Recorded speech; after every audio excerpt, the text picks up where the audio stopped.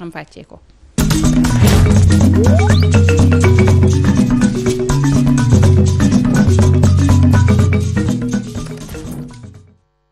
alors animosité dans l'arène politique loolee la Awa Condé war a waxtaan wax ci feggoog monsieur Théodore Monteil. alors mi ngi doon Salma comme ni nga ko waxee noonu la animosité bi nga xamante ni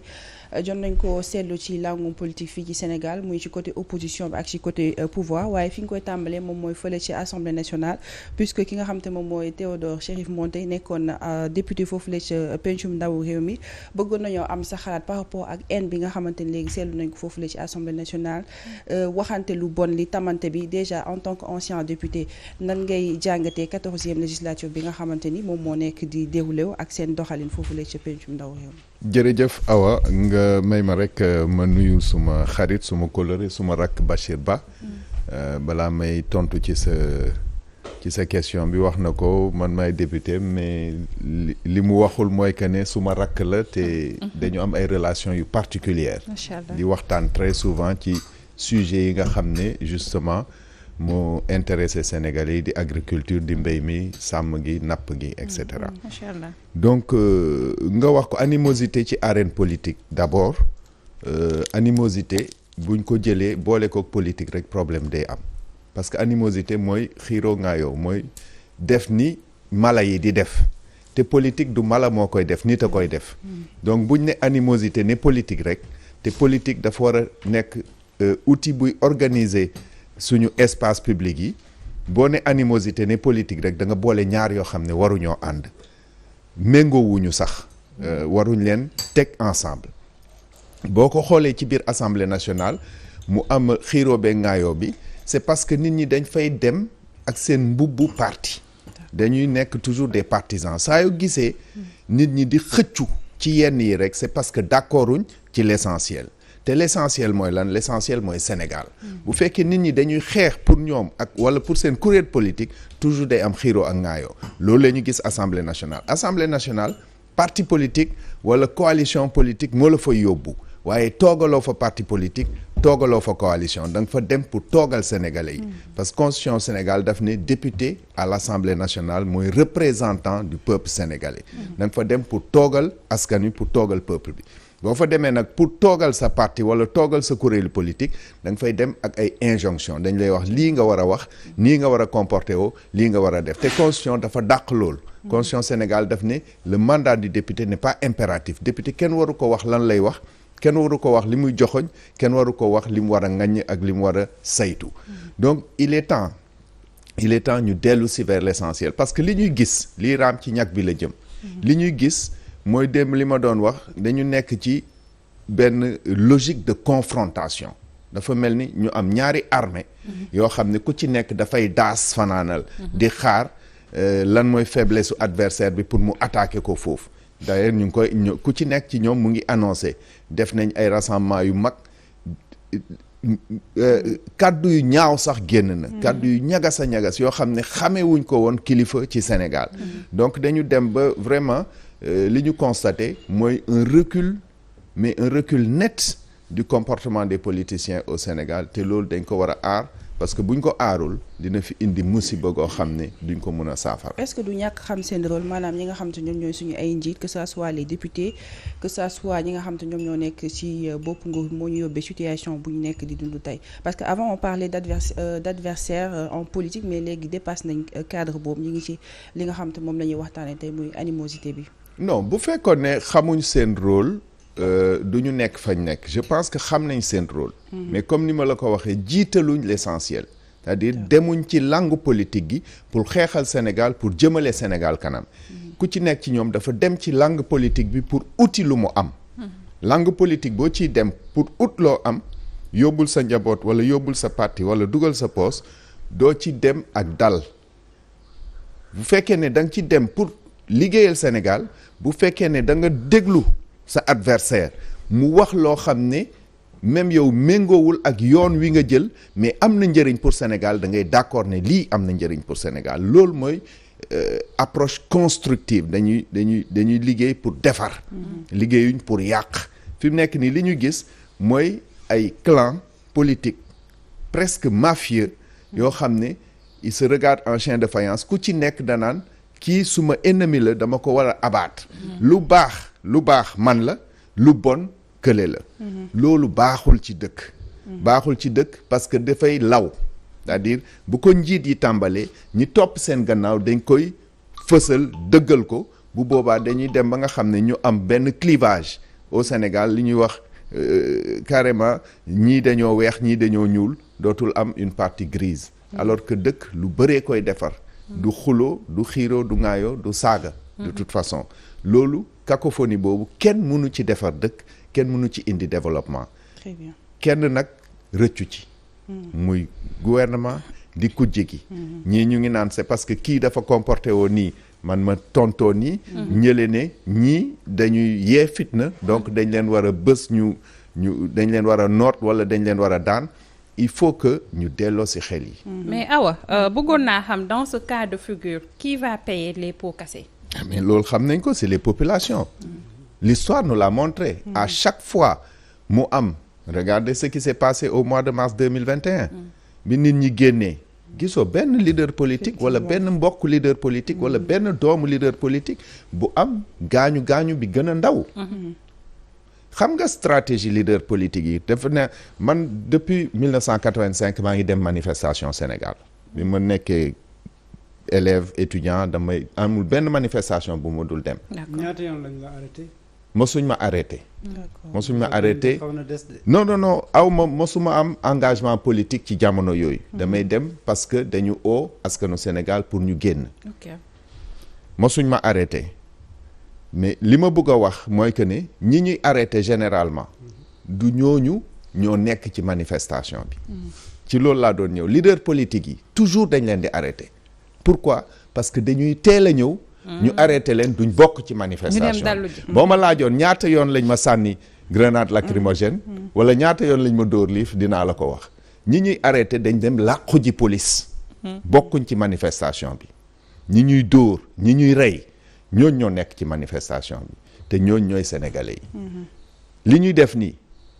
askan wi rek moo ci nara am gàllankoor. et histoire bi won nañu ko te moo tax askan wi ci seen bopp ñoo war a delloo si seen xel. xam ne que nekk bétail pour ay leader politique amul benn njëriñ. mun nga am engagement politique mais engagement politique boobu da nga ko war a teg ci citoyenneté. ci loolu sax honorable yaa ngi koy wax askan wi ñoom ñoo ci nax am ay gàllankoor est-ce que quand même jotul sénégalais ñu xam naka la ñuy choisir ñi nga xam te ñoom ñooy seen ay dirigeants. bon kan moo leen koy wax. Sénégalais yi ñoom rek ñoo mën a décider naka la ñuy choisir seen dirigeant. parce que tout le temps boo gisee ma poser la question bi tout le temps amaana bu ñu gisee benn wala boog élection bu jotee que ça soit présidentielle wala locale wala boog législative yi amaana yéen par exemple Aar Sénégal gisoon nañ ni amoon ngeen programme bu am solo mais en général sénégalais yu ci bëri xëy na du ñu xool ñi am programme dañuy xool ki neex laam yi wala boog ki leen di jox xaalis xëy na ñu votel ko ñu bëri boog ci ñoom. waaw mais loolu mënuñ ko reprocher kenn. man mënuma wax sénégalais yi. seen vote baaxul parce que c'est des ay nit yu libre lañ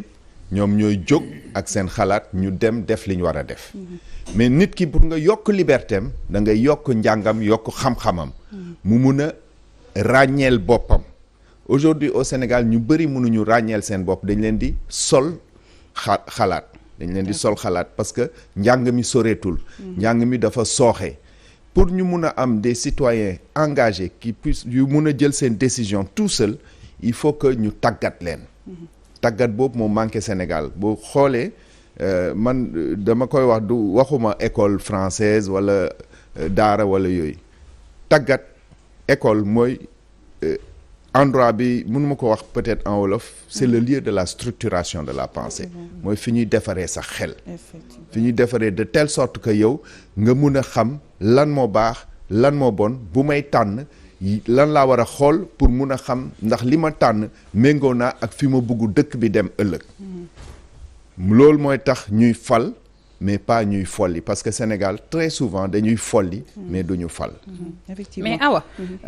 est-ce que du aussi Sénégal ni mu nekk di doxee instrumentalisation de la justice. Le président di buum mi ay ñooñoom nekk fi ñu leen di joxañ baaraamu tuuma que ça soit ay cours de contrôle wala ñu leen di wax ay malversation ay détournement yu nga xamante ne def nañ ko après bu ñu gisee ni ñuy taxawee surtout bëgg instrumentaliser li nga xamante ne moo di justice faagaagal ay adversaires politiques est-ce que du ñoom aussi dañuy nekk sur la défensive essayer de xool naka la ñuy def pour génn ci mooy andi tey jii gatsa mooy andi tey jii boo ma wokkee mu xuri la ak defante en tout cas bi nga xamante ni noonu la ñu nekkee fii au Sénégal aujourd'hui est-ce que du ki jiite moo war a tëddee ñaaxanaay njabootee ñëpp pour après jàmm mën a am non li gën mooy ki jiitu tëddee njaaxanaay mais li am solo ci démocratie mooy contrôle citoyen c'est-à-dire président de la République doole ji moomu ko dañ ko dénk bu demee ba xalaat ne mun na jël doole ji def ko moomeelam c'est parce que citoyens yi mu am en face ñoo ko may waaw bu fekkee ne citoyens yi am en face won nañ ko ne ñun taxaw nañ tem pour que contrôler la ñun ñoo la fal te dañ la war a contrôler te buñ la li ñu bëgg boo ko deful ñu folli la bu boobaa dina comprendre que ne il a un vrai peuple en face mais la plupart du temps président yi en Afrique en général du Sénégal rek en Afrique en général dañuy wéer seen nu ñu koy waxatee buñ buggee toog au pouvoir dañ koy wéer ci doole force de l'ordre yi parce que force de l'ordre yi tamit formé wuñ leen pour ñu xam ne que un ordre anticonstitutionnel on ne doit pas l'exécuter un chef d'État ne peut pas demander à des forces de défense et de sécurité de tirer sur un peuple juste parce que ñu ngi manifester parce que manifestation droit la li ngay wax instrumentalisation de la justice dañ koy gis tous les jours quelquefois c'est même pas de l'instrumentalisation quelquefois c'est fausser les procédures judiciaires dégg ngeen démb ñu ne leen procureur de la République saisir na DIC pour mu ubbi enquête yi sur les conclusions du rapport de la Cour des comptes sur le fonds force Covid-19 DIC mënul au ministre procureur de la République ci boppam mënul au ministre. Mais c'est quoi le projet alors? Le projet c'est de faire tomber des lampistes ñoo xam ne ay seconde main lañ les principaux acteurs ñi nga xam ne ñoom ñoo wuruj ñoom ñoo jël alalu askan wi ñu làq leen parce que bu ñu leen bëggoon a topp dëgg dañuy mettre en place la haute cour de justice de voter résolution d'accusation à l'Assemblée nationale haute cour de justice poursuivre parce que moom rekk leen mën a poursuivre les juridictions normales mënul poursuivre benn ministre mënuñ leen sax le procureur de la République ci boppam mënul ministre il faut que nit ñi xam loolu Sénégal dafa am l'article 99 de la Constitution daf ne il est mis en place une haute cour de justice article 101 ñëw ne haute cour de justice boobu dafa am benn loi organique bu koy wone naka lay doxee article 101 wone président de la République naka la haute cour de justice di toppee ministres yi naka la leen haute cour de justice toppee boo demee ci loi organique bi instituer haute cour de justice daf lay wax kan mooy membre haute cour de justice naka lañ koy constituer benn président boo xam ne mooy premier président de la Cour suprême benn procureur boo xam mooy procureur près la Cour suprême ak 8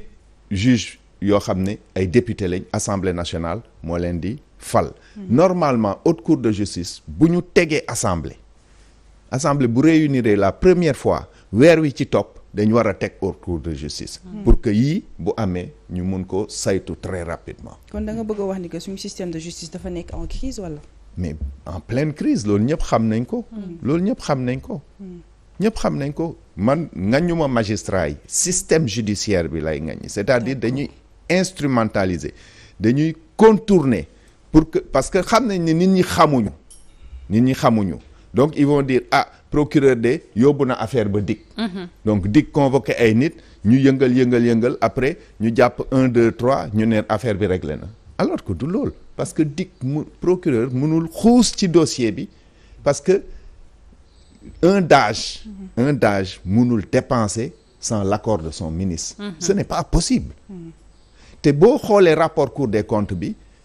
man damay gis nit ñi di xool détournement yi non man du ma gis détournement yi man ni ñu mettre en place système bi pour mun a détourner loolu lay xool parce que dès le départ bi ñu defee dérogation yi sur le code sur le code des marchés ci ngay xam ne ñii dañu pare pour luubal parce que code des marchés ci boppam dafa am ay mesures dérogatoires ci biir soxlawuñu woon écarter fonds bi ci code des marchés bi. dañu bëggoon peut-être que procédure yi gaaw quoi. gaawaa parce que. non code des marchés prévoir na procédure yu gaaw. prévoir na ko soxlawul ngay génne benn marché ci code des marchés parce que bu fekkee ne da nga nekk en procédure d'urgence code des marchés daf lay wax nii ak nii ak nii nga war a jaar man donc li ñu def dama ne c'est le pacte des scélérats c'est-à-dire ay bandits ñoo daje ca njëlbeen ga ne 1000 milliards a ngi ñëw ne ñu pare pour séddoo ko. loolu lañ def nee nañu ñenn ñi bokk ci corps de contrôle maanaam cour des comptes yi boo moytul ci opposition bi la ñu bokk. waaw mun nañu wax presque ne que Macky Sall ci opposition bi la bokk. loolu c'est des fausses accusations. xam nga ministre ci boppam xam nga Sénégal dañ ne boo saagaa kilifa diine dañ lay tëj. boo attaquer institution yi. yoon dafa war a am nu mu la def. un ministre de la République bu jógee di dal ci kaw institution bu toll ni Cour des comptes dañ ko war a démettre de ses fonctions parce que kooku c'est un homme dangereux. Cour des comptes c'est des hauts magistrats fan lañ farul kenn mënu ko xam parce que politikuñu nit nag ci biir xolam mun na am lu mu bugg ak ku mu faral mais Cour des comptes en tout cas magistrat yi fa nekk politikuñu fësaluñ ne ñu ngi politique donc bu ñu génnee seen rapport mais nañ exploiter rapport bi comme ni ñu ko war a exploiter parce que bu Cour des comptes génnee rapport nga ne na ko premier ministre exploiter foofu nga commencé jalgati yoon parce que premier ministre mooy chef administration bi yow ñu accuser administration bi nga ne chefu administration bi na ko examiner non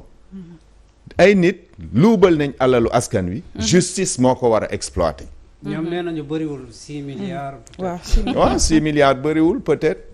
bu ñu waxee 6 milliards bëriwul man dama naan Khalifa Sall bi ñu koy yóbbu kaso. motuloon 6 milliards. en plus aussi ce n'était même pas la Cour des comptes bi nga xam ne ci constitution bi la nekk alors que Khalifa Sall IGE la moo tax ma ne leen 6 milliards boo ko néewalee. c'est parce que vraiment da nga yàpp Sénégal. mais Awa rapport pour rapport tey jii je pense que rapport OFNAC actualité la. te aussi mi ngi ñuy yóbbu ci animosité quoi que l'on puisse dire parce que gis nañ récemment meeting bi nga xamante ne waa APR def nañ ko gis le ministre de la jeunesse Pape Malick Ndour am ay kàddu yu nga xamante ni yëkkati na ko pour dire que Ousmane Sonko bu ñu amaatee procès woola ñëwoo ñun jeunes yi. dinañu ñëw autosaisir ñëw ba sa biir kër jël la nga génn après pour mën a ñëw wuyu ji bu ñu déggee loolu aussi est-ce que jeunes yi du ñu nekk sur la défensive ñoom aussi pour après lépp lu ñu mën a gis rek ñoom it génn pour riposter wala préparer en tout cas lu nga xamante ne xëy na du dox ci jàmm réew mi d'abord rapport bi nga xamante ni dañ koy wax waaw rapport IGF bi nga xamante ni ñu ngi koy wax tey jii est-ce que gënul woon ñu dem saytu xool xaalis bi nga xamante ni nee nañ dañ koo luubal fan la dugg ñan ñoo ko jël bu fekkente ni c'est vrai ñu jël ko delloo ko ñi nga xamante ne ñoo di askan wi mais pas nekk fi di wax ay IGE IGF on a l'impression qu'on se détourne de l'essentiel. Bon personnellement man je veux pas trop parler de ce sujet parce que gisuma rapport bi ñuy wax nañ un moment rapport IGE la un moment ñu ne rapport IGF la man jamono yi ma nekkee député ci institution yi nga xam ne dem nañ kii leen pas institution en tout cas ci organisation yi nga xam ne dem nañ saytu leen en tant que député Prodac ci la bokkoon dem nañ ci daggu CFA xool naka la ñu liggéey et cetera joxoon nañ leen suñu ay recommandations ak suñu ay remarques c'est vrai que li fa xew tey na xel parce que on te parle de gros investissements mais boo demee sur le terrain doo ko mun a constater réellement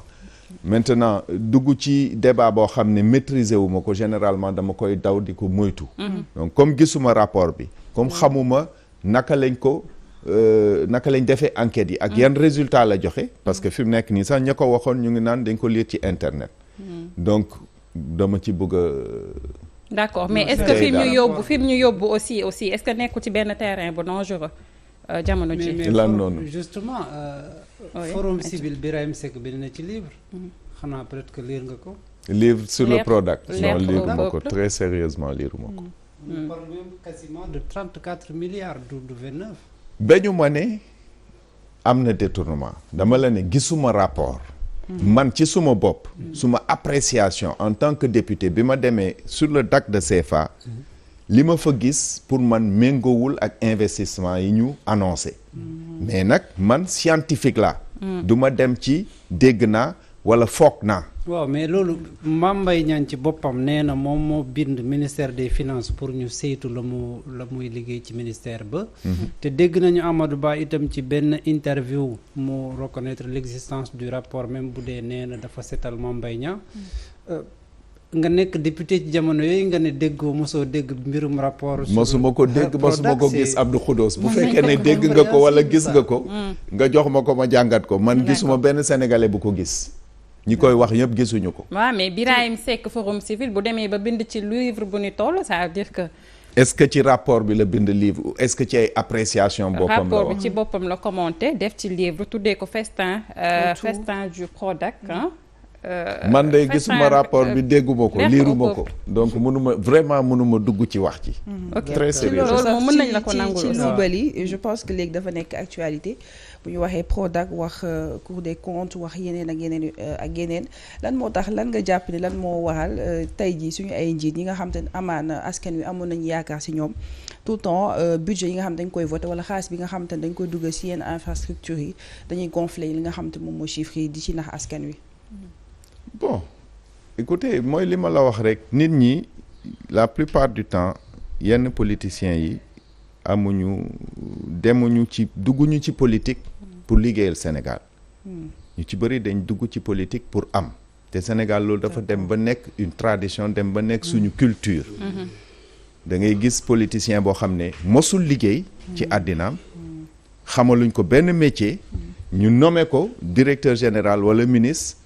at wi ci topp mu tabax immeuble donc xale yi buñ ko gisee dañ naan politique mooy yoon wi gën a gaaw pour tekki pour am alors que politique mënoo ci dem am ci xaalis salaire yi ñu leen di jox mënuñ ci tabax immeuble donc dañu installer un système prédateur au Sénégal loolu nag saa yoo gisee démocratie boo xam ne amul nu ñu koy waxatee contrôle citoyen foofu lay jëm saa yoo gisee démocratie boo xam ne équilibre force yi amuñu ko foofu lañ jëm moo tax ma amoon trop yaakaar ci assemblée nationale bii ñu am 14e législature bi c'est la première fois ñu am assemblée boo xam ne force politique yi dañu équilibré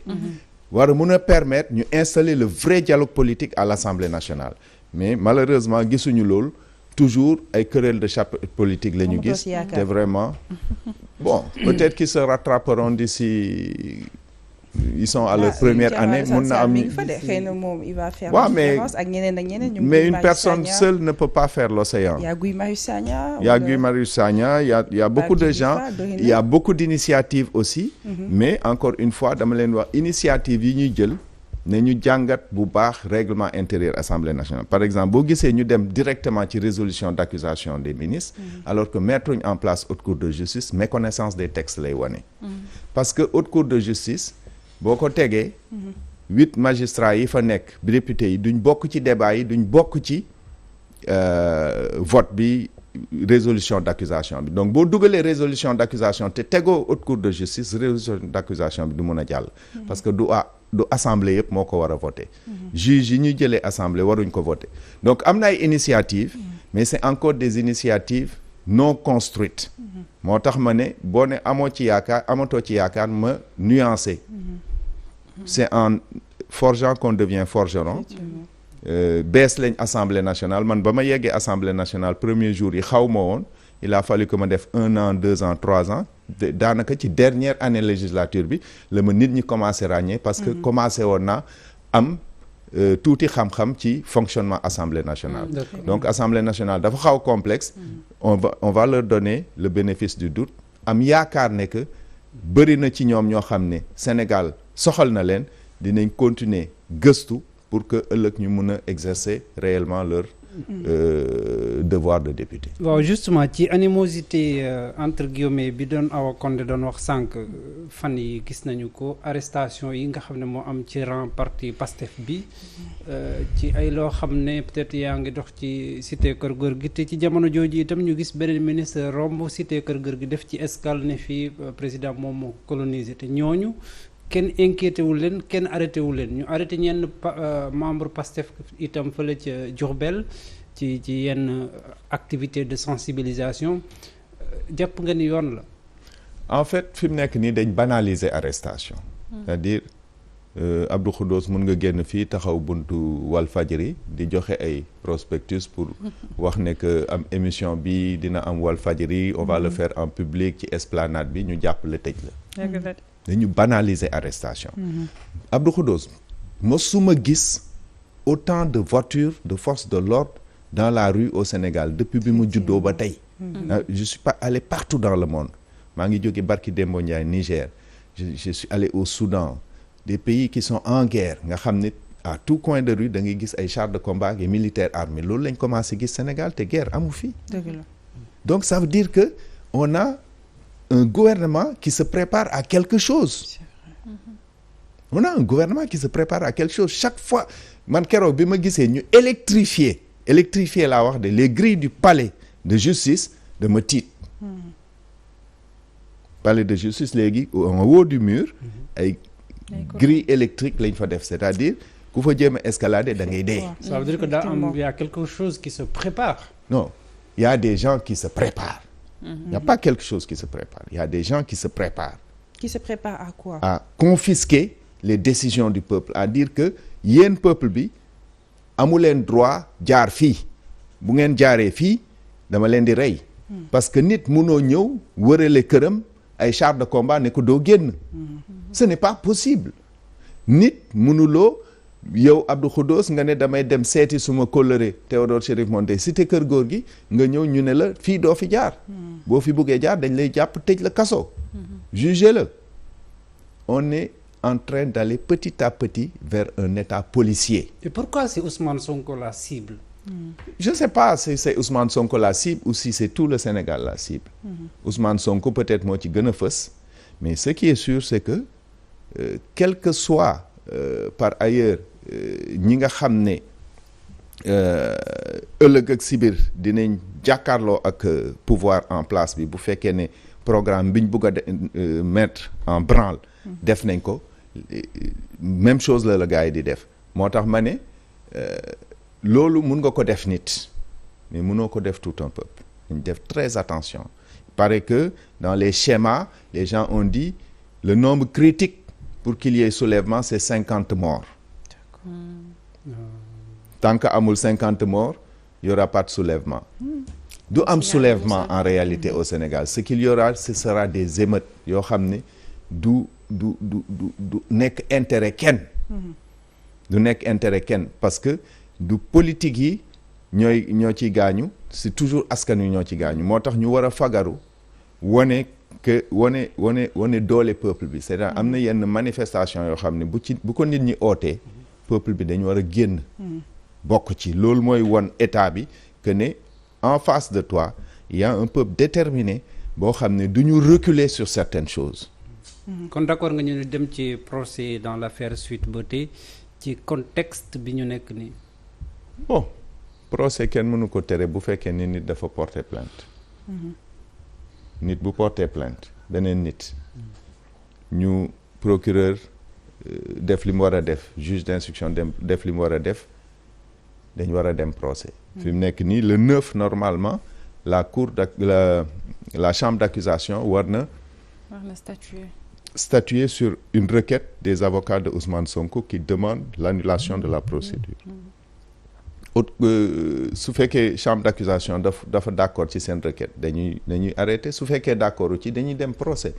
bu ñu demee procès c'est le droit qui sera dit moi je dis tout le temps les juges connaissent le droit mun nga manipuler système judiciaire mais les juges connaissent le droit te de toute façon. Est-ce que le droit sera dit? Le droit sera forcément dit. Le problème c'est le droit sera la faisabilité là pour que procès bi war a mën a am ci contexte de résistance comme kii Salman mu ko doon waxee sànq. Dans ce cas-là on sera dans la désobéissance civile. Mais procès moom mënul ñàkk am parce que juge d'instruction dafa def renvoi devant la chambre criminelle donc dañ war a dem procès est-ce que dinañ dem procès ci jàmm wala duñ dem ci jàmm ça c'est autre chose. Mais procès lañ war a dem parce que juge d'instruction bi loolu la wax kenn mënu ci dara. mais est-ce que lu yëf yi ni mu demee moo tax ñuy naan que dem procès est-ce que jar na ko en réalité parce que bu ñu demee ba foofu bu fekkoonte ni topp nañ yoon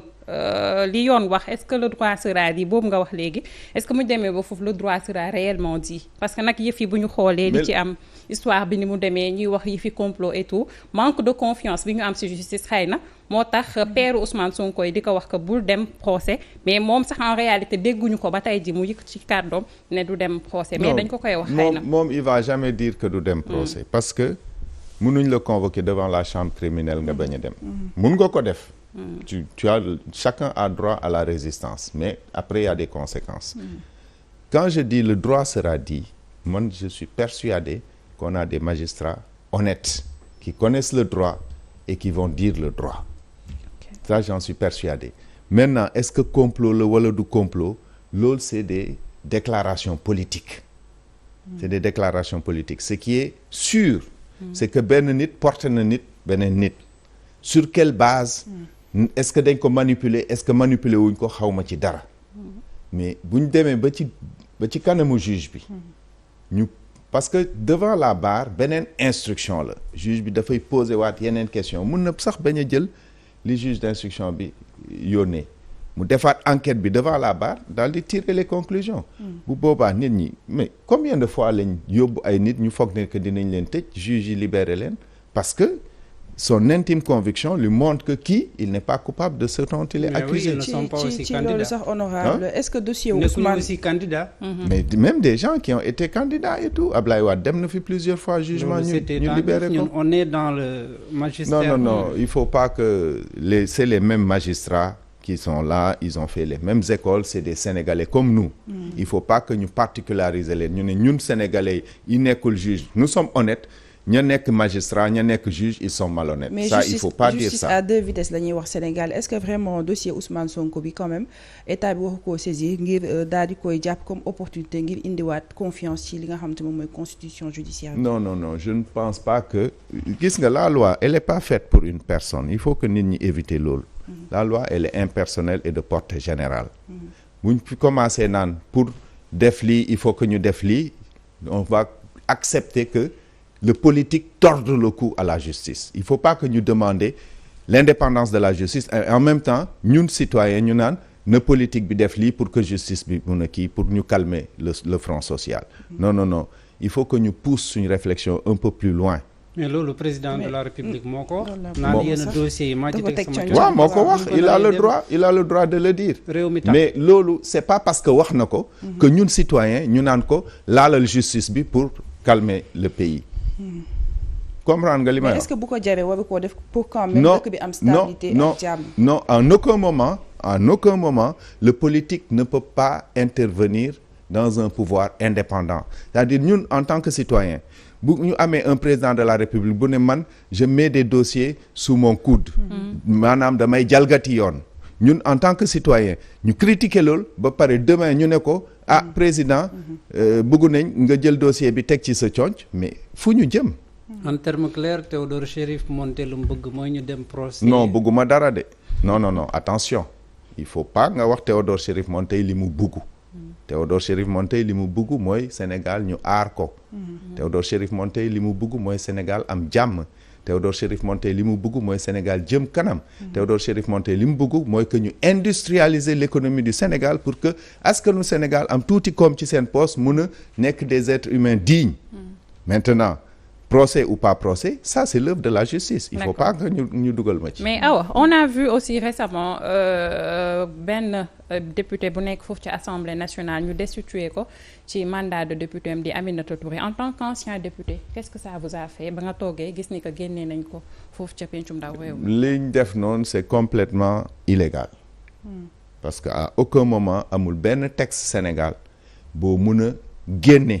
ne bureau Assemblée nationale mun na destituer député bureau Assemblée nationale falul député bureau Assemblée nationale falu ko donc bureau Assemblée nationale mënu ko destituer amul benn texte mënuñ la wax mënuñ viser aucun texte législatif mais article 7 wala article 60 de la constitution non constitution daf ne tout député qui démissionne de son parti perd automatiquement son mandat de député. Mais Aminata Touré n'a pas démissionné de son parti. Et le constat de la démission d'un député ne se fait pas de son parti, ne se fait pas au sein du bureau de l'Assemblée nationale. Lan mooy yoonu bureau Assemblée nationale ci fonctionnement parti politique. C'est complètement illégal. Ils ont dit que l'APR les a saisis xëy na pour ñu mën ko destituer. Mais APR mënu leen a saisir pour ñu mën ko destituer. La seule chose bu ñu mën a def c'est mettre en corrélation les actes posés par Aminata Touré et la Constitution. La Constitution dit tout député qui démissionne de son parti. Est-ce que mën nañ produire un document où Aminata Touré dit j'ai démissionné de l'APR? Effectivement. Est-ce que jotul tamit ñu jël en compte les coalitions parce que si des constitutions parti la wax léegi député yi nekk assemblée yëpp amul kenn ko fa dem ci turu parti. kenn man je le dis depuis ça fait 10 ans que may wax loolu. Ça fait 10 ans may wax ne que cet article-là on doit l'enlever parce que dañ ko dugaloon ci constitution encore une fois pour régler un problème ponctuel et la loi ma répété ko la loi doit être impersonnelle et de portée générale bi ko Abdoulaye Wade di dugal ci constitution bi c'est parce que moom daf ko vivre plusieurs fois am ay député ñu yegg ci Assemblée nationale PS jël yépp loolu moo tax mu dugal loolu ci kii daf ko def pour régler un problème ponctuel alors que loi doo ko jël pour régler un problème ponctuel loi da nga ko jël pour la pérennité da nga ko jël pour ëllëg pour aar pour def de telle sorte que lu ñuy séntu war a mun a bañ a am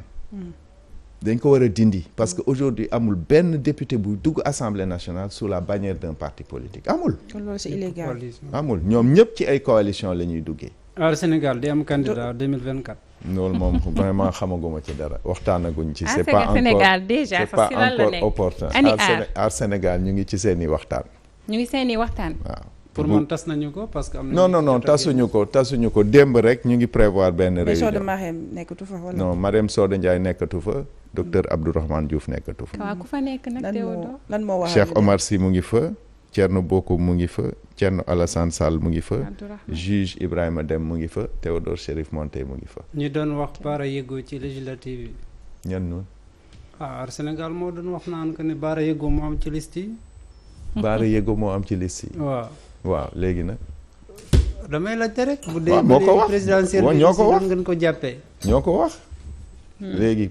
c'est quoi le problème. ndax da nga koy dëggal wala. non mais wax nañ ko ku ko wax kay ñi amul lu muy dëggal ak lu muy ñàkk dëggal ñun ñoo ko wax. on l'assume bëgg nag ñu dem procès aussi parce que tey bu ñu daanalee Ousmane Sonko. non il faut Abdou Khoudoss il faut arrêter de faire des amalgames. xam nga on est des intellectuels un intellectuel il doit toujours être sérieux il doit être sérieux les amalgames c'est très dangereux encore une fois ma wax la ko tu m'as posé une question par rapport au procès ma wax la li ma ci xalaat nga ne Théodore Chérif Monteil dafa bëggu ñu dem procès ma ne la du suma bëgg-bëgg suma bëgg-bëgg ça ne compte pas je ne suis pas le Sénégal je ne suis pas la justice sénégalaise comment la justice marche ne dépend pas des desiderata de Théodore Chérif Monteil c'est pas parce que dama bëgg dara que dafay am. D'accord. c'est même pas logique. léegi dégg nañu Ousmane Sonko keroog conférence de presse bu mujj bi nee na dinañu fexe ba taxawal ab benn coalition opposition bu mësut am ci réew mi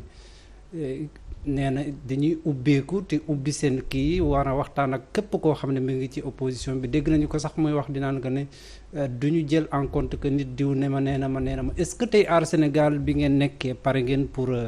wuyu si ci waxtaan yooyu pour former. je peux pas répondre à cette question d'abord du ma porte-parole au Sénégal ensuite suñu institution yi réuniruñ pour statuer sur loolu donc mënuma ci répondre très sérieusement. d'accord on laisse Awa terminer ci li nga xam te moom mooy animosité politique bi